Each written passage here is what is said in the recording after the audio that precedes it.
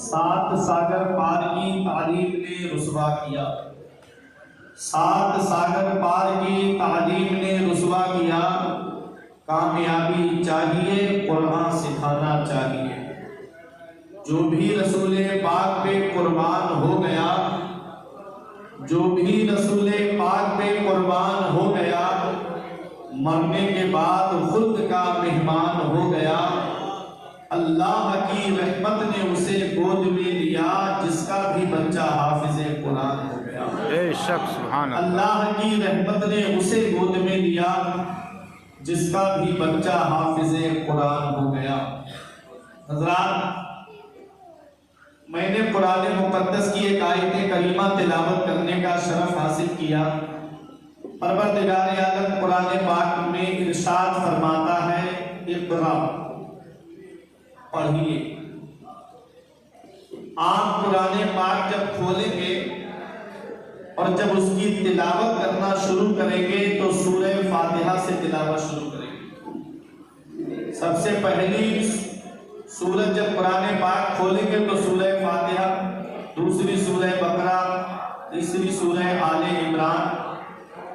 ये सूरतें नुज़ूल के एतबार से पहली नहीं है, ये तिलावत के एतबार से पहली है। सबसे पहली जो सूरत हमारे नबी पर नाजिल हुई है वो है सूरह इक़रा। अल्लाह तबारक व तआला ने अपने महबूब पर सबसे पहली सूरत जो नाजिल फरमाई वो सूरह इक़रा है। ईमान लाने के बाद, कलमा शरीफ पढ़ने के बाद, अल्लाह की वहदानियत का इकरार करने के बाद, रसूलुल्लाह सल्लल्लाहु अलैहि वसल्लम की रिसालत का इकरार करने के बाद, अल्लाह के फरिश्तों पर, उसकी किताबों पर, आखिरत के दिन पर, कयामत के दिन पर, कब्र के अज़ाब व सवाब पर, मरने के बाद दोबारा जिंदा होने पर ईमान लाने के बाद सबसे अहम इबादत इबादतों में नमाज है। होना तो ये चाहिए था कि अल्लाह तबारक व तआला सबसे पहले नमाज का हुक्म देता, अकीमुस सलात फरमाता कि नमाज कायम रखो। नमाज के बाद में रोजा है। अल्लाह ने पहले ये भी नहीं फरमाया, या अय्युहल्लज़ीना आमनू कुतिबा अलैकुमुस सियाम कमा कुतिबा अलल लज़ीना मिन क़ब्लिकुम लअल्लकुम तत्तक़ून। ऐ ईमान वालों, तुम पर रमजान शरीफ के रोजे रखने फर्ज कर दिए गए जैसे तुमसे अगले वालों पे फर्ज किए गए थे। अल्लाह ने ये भी पहले नहीं फरमाया। रोजे के बाद में ज़कात है, हज है, इसके ताल्लुक से भी अल्लाह ने पहले अपने महबूब से नहीं फरमाया। सबसे पहली जो सूरत नाज़िल होती है, अल्लाह फरमाता है इक़रा, पढ़िए। पढ़ने के ताल्लुक से सबसे पहली सूरत नाज़िल होती है। मतलब क्या है? मतलब ये है कि जब हुजूर की उम्मत के पास में तालीम होगी तो वो नमाजों के करीब होंगे। जब उनके पास में तालीम होगी तो वो रोजों को उसके लवाज़िमात के साथ में रखेंगे।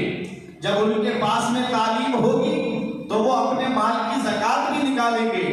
जब उनके पास में तालीम होगी तो वो हज करने के लिए भी जाएंगे अगर साहिब इस्तिताअत हैं तो। मेरे अजीजों, तालीम कितनी जरूरी है, एजुकेशन कितना जरूरी है, शिक्षा कितनी जरूरी है। आज जिस वक्त हम जी रहे हैं, अगर सही माना में देखा जाए तो अगर हमारे पास तालीम नहीं है तो हमारा पासपोर्ट भी नहीं बन सकता। अगर हमारे पास, तो अलग बात है, अनपढ़ दिखा करके बना दिया जाए, जो जाने के लिए जैसे कोई उम्रा करने जा रहा है या हज करने जा रहा है, वो सुविधा अलग है। लेकिन आप समझिएगा, अगर आपके पास तालीम नहीं है तो बाहर आप कहीं ड्राइवर भी नहीं बन सकते। पहले तालीम के बारे में पूछा जाता है, पहले एजुकेशन के बारे में पूछा जाता है। तो तालीम कितनी जरूरी है, एजुकेशन कितना जरूरी है, शिक्षा कितनी जरूरी है। सेक्टर ब्यूरो की रिपोर्ट के मुताबिक तकरीबन 85% पढ़ा लिखा नहीं मुसलमान, 85% मुसलमान तालीम याफ्ता नहीं है। वो कौम जिसके पैगंबर पे सबसे पहली वही पढ़ने के ताल्लुक से आई, आज वही कौम तालीम में पीछे नजर आती है। कभी मुसलमानों की बस्तियों से गुजरो तो उनके बच्चे जो है, मुसलमानों के बच्चे जगह जगह बैठ करके मोबाइल चलाते मिलेंगे, टोलियां बना ली है, कोई गेम खेलता है, कोई व्हाट्सएप फेसबुक पे लगा है। और कभी गैर मुस्लिमों की बस्ती से निकलो तो उनके बच्चे पढ़ते हुए मिलते हैं, पढ़ते हुए मिलते हैं। क्या समझेगा, सब लोग ये तो मिट जाओगे हिंदी मुसलमानों, तुम्हारी दास्तां तक भी ना होगी दास्तानों में। आज हम तालीम से दूर होते जा रहे हैं, आज हम एजुकेशन से दूर होते जा रहे हैं, आज हम शिक्षा से दूर होते जा रहे हैं। और रोना रोया जा रहा है कि मुसलमान परेशान बहुत है, मुसलमान सताया बहुत जा रहा है। मेरे अजीजों, तुम तालीम हासिल करो, जरूरत बन जाओ हिंदुस्तान की। मेरे अजीजों, आज जो वक्त हमारा चल रहा है, अगर हमने तालीम हासिल नहीं की, हर हाथ में कलम होना चाहिए, हर नौजवान के पास में तालीम होनी चाहिए। अब तालीम की जब बात आ गई है तो ये भी आप रिवायतों की रोशनी में सुनते हुए चलिए कि हमें सबसे पहले इल्म कौन सा हासिल करना है, पहले हमें तालीम कौन सी हासिल करनी है। तो हजरत अब्दुल्ला इब्न मसऊद फरमाते हैं, मन अरादल इल्म फअलैहि बिल कुरान। जो इल्म का इरादा करे, जो पढ़ने का इरादा करे, जो तालीम का इरादा करे, उसे चाहिए कि वो पहले कुरान की तालीम हासिल करे, उसे चाहिए कि वो पहले कुरान का इल्म हासिल करे। मुबारकबादी के मुस्तहिक हैं अतहर भाई, जिन्होंने अपने बच्चे को हाफिज कुरान बनाया, जिन्होंने मदरसे के अंदर भेजा। मेरे अजीजों, ये मदरसे हमारी जरूरतों का नाम है, ये मदरसे हमारी उमंगों का नाम है।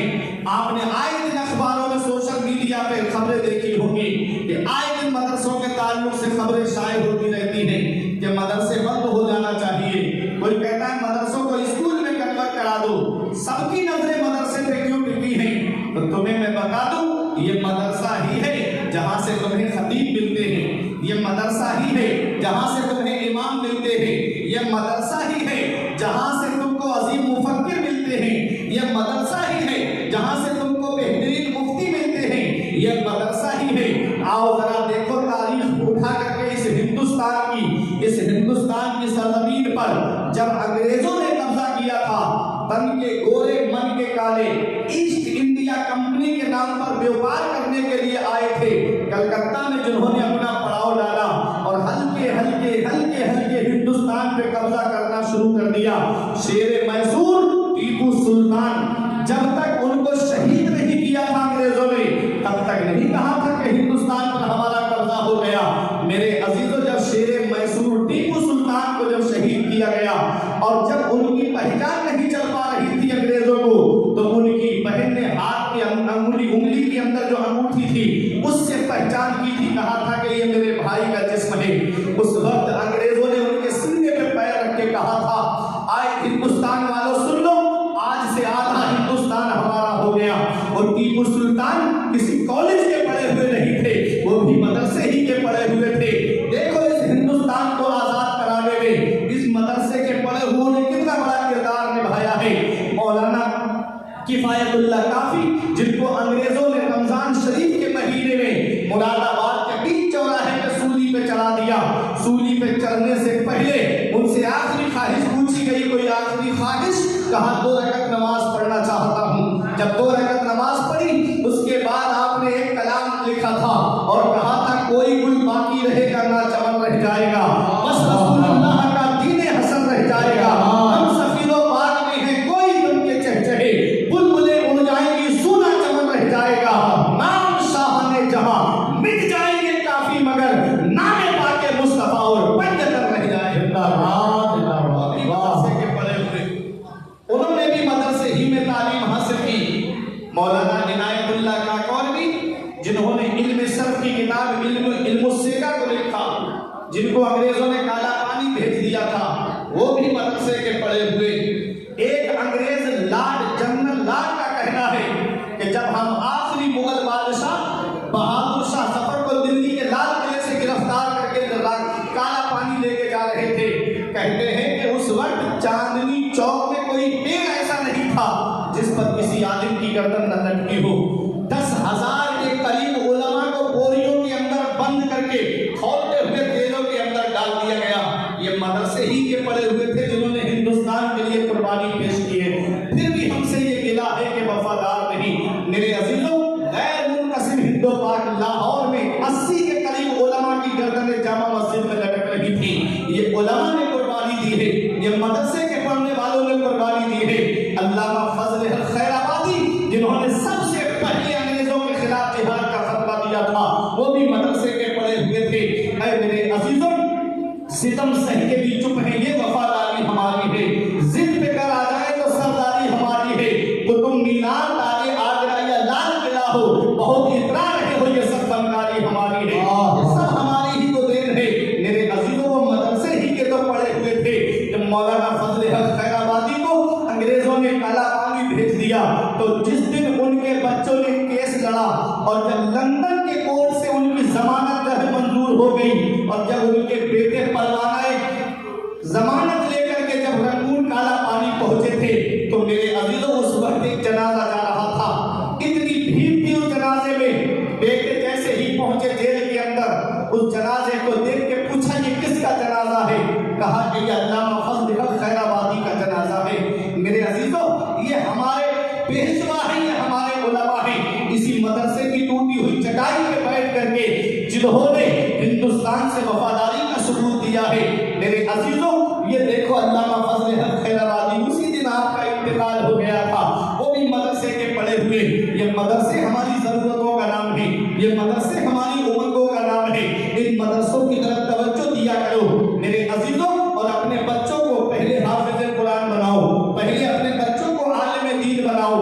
मैं ये नहीं कहता कि दुनियावी तालीम हासिल ना कराओ, आज जरूरत है दुनियावी तालीम की भी, क्योंकि अगर इंग्लिश नहीं आती होगी तो वो जहाँ जॉब करने के लिए जाएगा, पास जगह बड़ी दुश्वारियां होती हैं, एयरपोर्ट वगैरह में बड़ी दुश्वारियां होती है, कहीं दिल्ली वगैरह में जाएगा, मुंबई में जाएगा तो बड़ी दुश्वारियां होती है।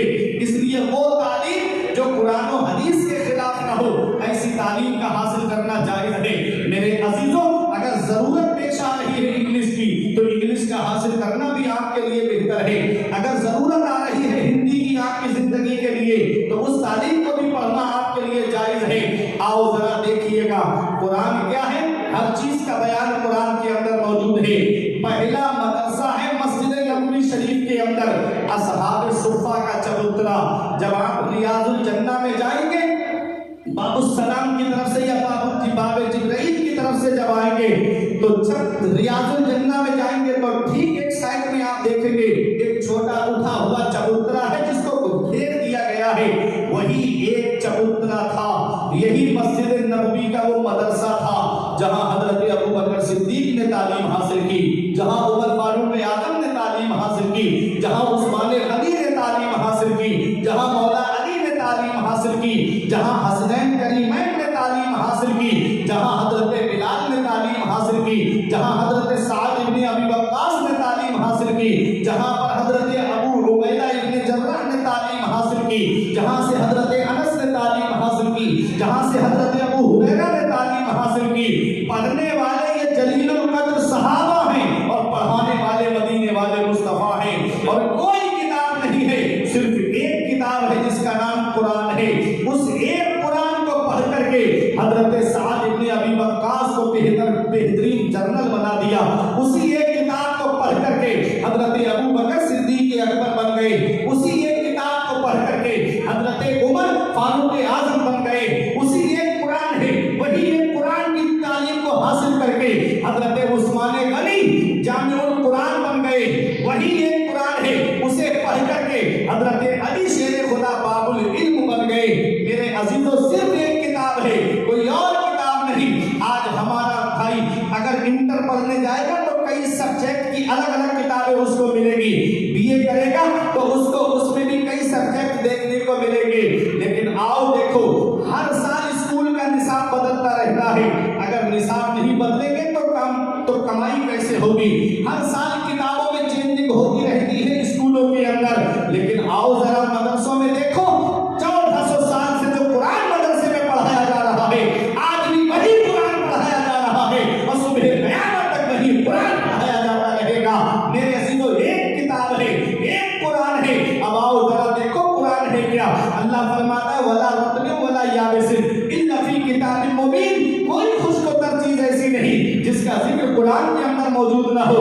हीरे कुरान के अंदर मौजूद है, जवाहिरात कुरान के अंदर मौजूद है, मोती कुरान के अंदर मौजूद है, सदफ कुरान के अंदर मौजूद है, गौहर कुरान के अंदर मौजूद है, हर चीज का बयान कुरान के अंदर मौजूद है। अब आप कहोगे मौलाना कोई एक आध दलील है तुम्हारे पास में, तुम कहोगे आज लोग इस्लाम छोड़ करके जा रहे हैं, हम कहेंगे इस्लाम को कोई नहीं छोड़ करके जा रहा है, हमारा इस्लाम कभी नहीं मिटेगा, वो और है जो इस्लाम छोड़ करके जा रहे हैं। लेकिन आओ जरा तारीख देखोगे तो बड़े बड़े साइंसदानों ने जब कुरान पढ़ा तो इस्लाम कबूल कर लिया, बड़े बड़े साइंटिस्ट जब कुरान पढ़ते हैं तो इस्लाम कबूल कर लेते हैं। जो एक बार इस्लाम को पढ़ लेता है वो इस्लाम के दामन से वाबस्ता हो जाता है।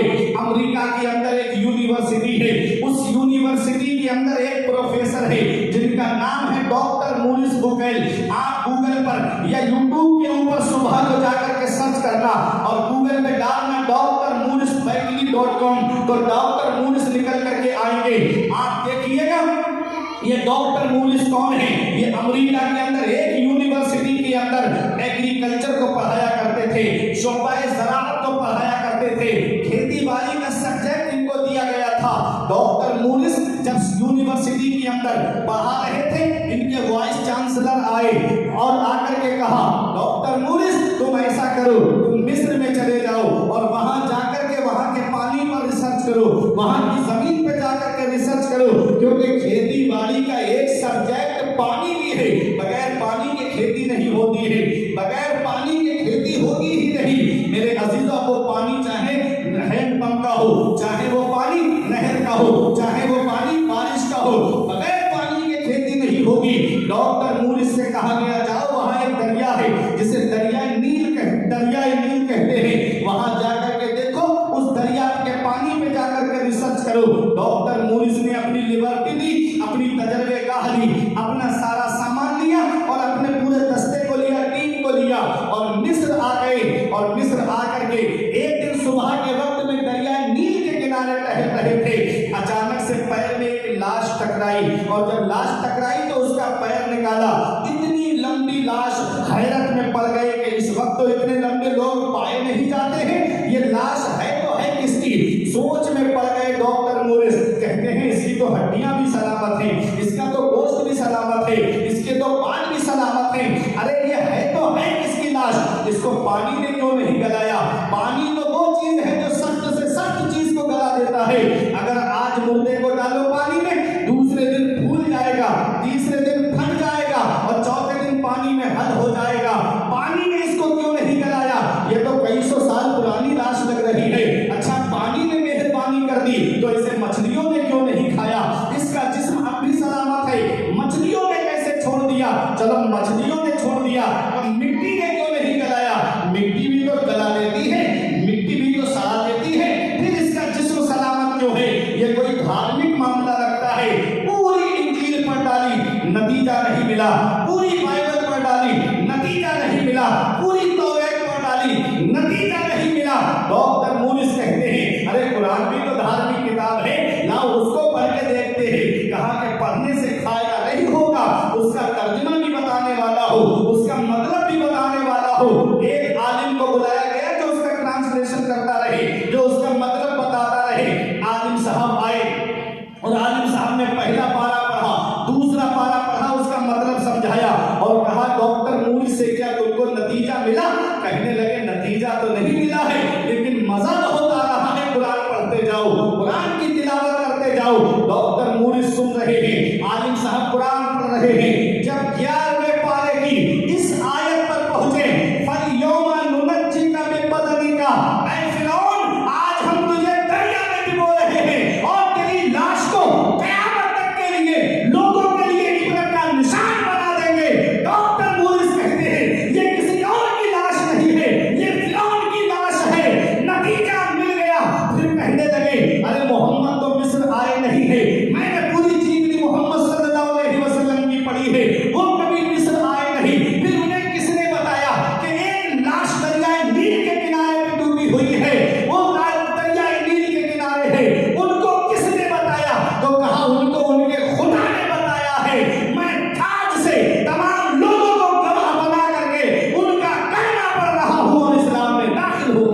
सुभान अल्लाह सुभान अल्लाह।